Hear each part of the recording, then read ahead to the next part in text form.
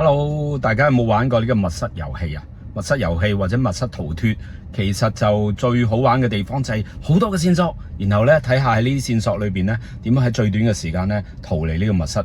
咁有冇玩過魷魚遊戲呢？如果可以嘅話，我會擺喺個 description link 咧，就擺喺咧學校咧有一個福音周活動喎，好快就嚟啦。咁我亦都為此祈禱啦。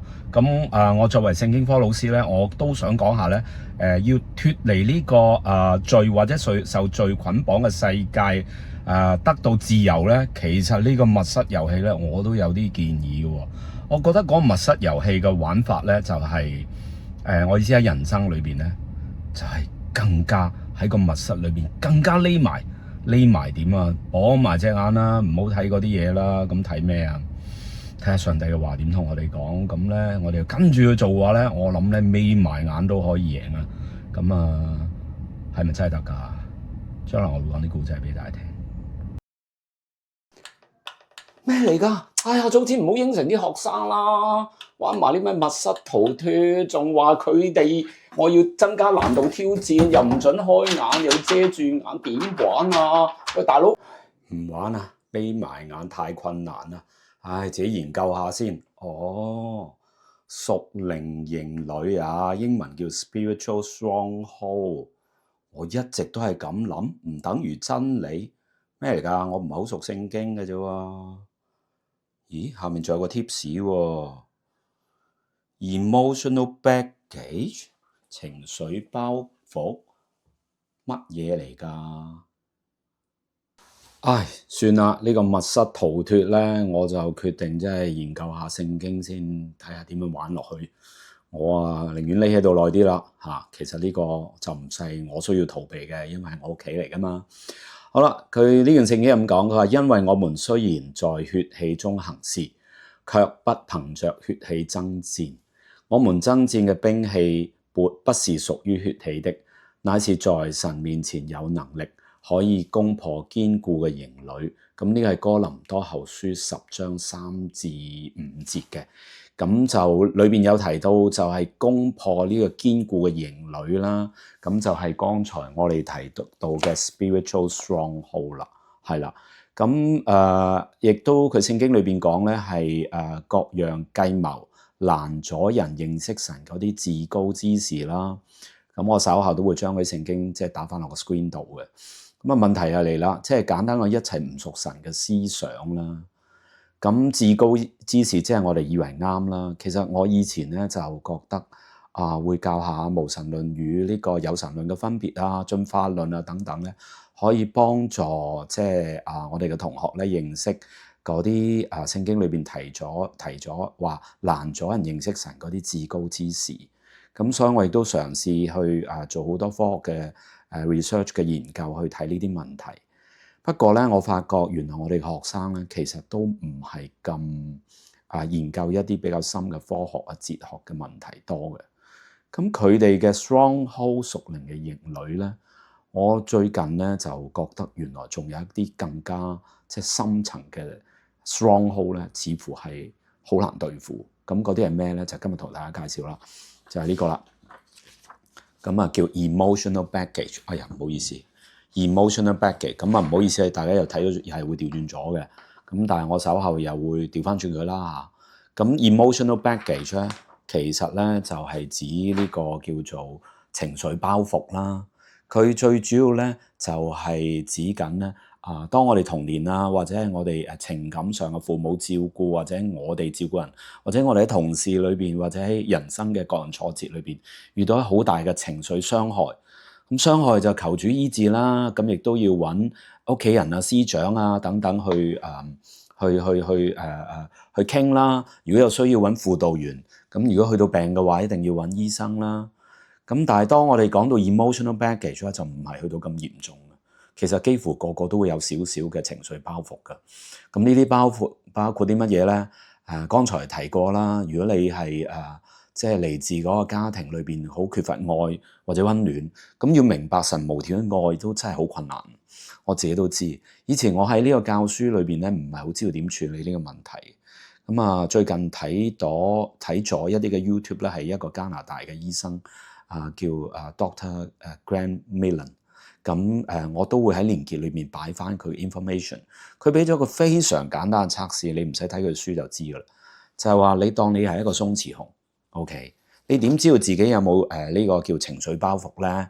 或者用聖經講一個好強嘅 stronghold 係唔係淨係嚟自思想，係嚟自情感嘅傷害，有好多結焦，然後背後攝咗一個嘅謊言喺入邊咧，唔係從神嚟嘅真理咧，好易知嘅啫。就係睇下你會唔會過激嘅反應。咁咩叫過激反應？如果鬆弛熊突然間變做好嬲啊咁樣嘅話咧，變到最近啲日本嗰啲咧，即係隨時會嚟捉人嗰啲嘅真正嗰啲熊咧，咁就你就知道咧，如果你嘅情緒反應咧係應該合理地咁，但係你好大會過激嘅話咧，咁你可能就係有啲 emotional baggage 喺入邊啦。咁佢話呢一個就係最簡單嘅測試法，所以唔使做咩問卷喎。咁大家自己問下有冇咧？我話俾你聽，其實我都有喎。不過我唔講俾你聽係乜嘢啦。不如我哋咧試下禱告，咁就求主咧就係光照我哋嘅 emotional baggage 背後嘅屬靈嘅逆類係乜。咁所以今次我哋知道要逃脫呢個密室咧，其實真係可以眯埋眼禱告，向上帝祈求啦。咁我哋一齊求啦，好唔好？主耶穌，我哋特別為着睇緊呢個 YouTube 嘅無論係任何人，唔係淨係學生，仲有家長，唔係淨係家長，仲有成年人，仲有遲啲我可能會唔知，如果主願意，我可以翻做唔同嘅語言嘅時候咧，係任何睇緊呢段片嘅人，可能你係喺好嚴重嘅 depression 裏邊，我哋相信你係需要睇醫生去食藥，可能你有啲情況係嚟自好多傷痕，我哋主，我哋求你俾佢咧基督徒嘅輔導員，好好嘅牧者去幫助佢。但係對於大部分人嚟講，我哋未必去到呢個程度，但係我哋都有某程度嘅包袱，因為我哋實際咧，即係我哋自己得罪人，我哋咧講説話自己唔知道，可能係造成其他人傷害，都唔知道，求你赦免。但係其實我哋深刻都可能喺我哋兒時啊，或者喺我哋嘅創傷經歷裏邊咧，就有好多嘅謊言喺裏邊，呢啲嘅謊言可能係你讀書永遠都唔得噶啦，睇你咁樣都唔能夠進步啦。呢啲嘅謊言可能都係你真係冇用噶啦，因為你阿媽都係咁講你可能呢啲嘅謊言係，呢啲嘢即係上帝嘅嘢，我都唔知有冇噶，我淨係睇啲信啲我見得到嘅嘢。我哋知道主啊，我哋有好多謊言，但係今日我哋特別為咗好多情緒包袱裏邊包裝咗，喺傷痕裏邊包裝咗嘅謊言。主啊，你俾我哋睇到呢個睇到唔係叫我哋咧再喊一次再哭一次，呢個睇到咧係知道咧靠著上帝話好似中藥咁樣咧係慢慢咧令我哋咧可以即係個腦裏邊 transform。我哋知道如果嗰個 fixed mindset 係好堅固，好而呢個好 fixed 嘅 mindset 背後仲包裝住喺外邊仲包住個情感嘅傷害嘅話咧，係極度難處理。但係如果呢個 fixed mindset 裏邊有呢個謊言呢啲謊言係唔係真理嚟嘅？主啊，你今日就光照我哋，叫我哋知道咧，我哋可以有成長型嘅思維。呢個 growth mindset 咧，就好似羅馬書10章1至2話俾我哋知咧，我哋要心意更新而變化，察驗何為神純全、純良、可喜悅嘅旨意。主啊，你係愛我哋嘅，所以主啊，我哋今日咧係一齊祈禱，就係咧，你係無條件咁愛我哋，你係醫治我哋。主啊，讓我哋用一生咧去經歷呢一個醫治。我哋知道你都唔急於，亦都唔係要一次過處理所有問題，尤其是家人嘅問題會經常持續地發生。主啊，我哋知道咧，你唔係叫我哋一次唔嬲我哋某某屋企人，第二日咧就唔會嘈交。但係主啊，我哋知道咧，靠住你，我哋嘅心意係能夠更新而變化。主啊，我哋喺2026年嘅開始嘅時候咧，我哋知道即係唯有投靠你 run to Jesus， 我哋自然就會有一個即係心意更新而變化，呢個就係真正嘅 growth mindset。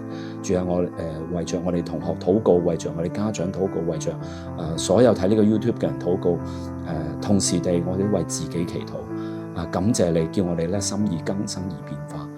有啲時候甚至係要學習喺呢啲情況裏邊受苦一輪，繼續嘅為傷害我哋人代求。